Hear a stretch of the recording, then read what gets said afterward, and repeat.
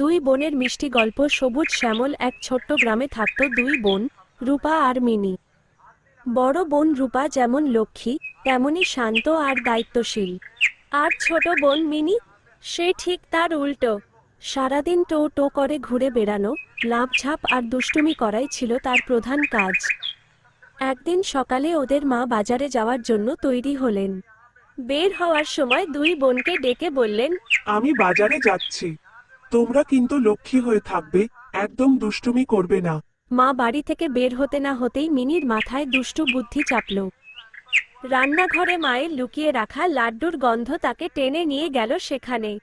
টেবিলের ওপর রাখা লাড্ডুর বয়ামটা নাগাল পেতে সে যেই না টেবিলের ওপর উঠেছে, অমনি পা পিছলে ধপাস একেবারে মেঝেতে আছাড় খেল মিনি। ভাগ্যিস হাত পা কাটেনি, কিন্তু পুরো বয়াম উল্টে লাড্ডুর গুঁড়ো মেখে তার মুখ চোখ ভূত হয়ে গেল। শব্দ শুনে রূপা ঘর থেকে দৌড়ে এল। মিনির অবস্থা দেখে সে তো অবাক। ব্যস্ত হয়ে বলল, কি রে মিনি, তুই ঠিক আছিস তো? কোথাও লেগেছে? মিনি তখন ব্যথার চেয়ে লজ্জায় বেশি লাল হয়ে গেছে। অপরাধীর মতো মুখ করে বলল, আপু, আমি আসলে শুধু একটা লাড্ডু খেতে গিয়েছিলাম। বোনের অমন চোরের মতো মুখ দেখে রূপা আর হাসি চেপে রাখতে পারল না। সে হেসে কুটিপাটি খেতে খেতে মিনিকে টেনে তুলল। বকা দেওয়া তো দূরের কথা, গায়ের ধুলো আর মুখের লাড্ডুর গুঁড়ো পরিষ্কার করে দিল। তারপর দুই বোন মিলে ঝটপট লেগে গেল রান্নাঘর সাফ করার কাজে। কিছুক্ষণের মধ্যেই পুরো রান্নাঘর তকতকে ঝকঝকে হয়ে উঠল। বিকেলে মা বাজার থেকে ফিরে রান্নাঘরে ঢুকেই তো চোখ ছানাবড়া। পুরো ঘর একদম পরিপাটি।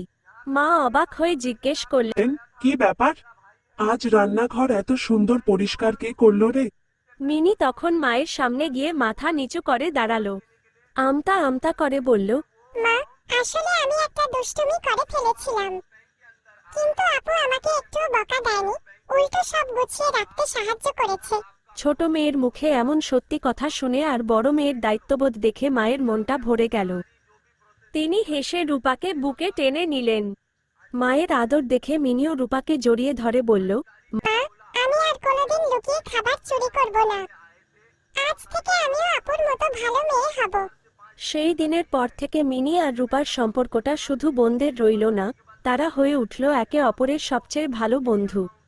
বন্ধুরা, রূপা আর মিনির এই মিষ্টি গল্পটা যদি তোমাদের ভালো লেগে থাকে, তাহলে ভিডিওটাতে একটা লাইক আর চ্যানেলটা সাবস্ক্রাইব করে দিও কিন্তু।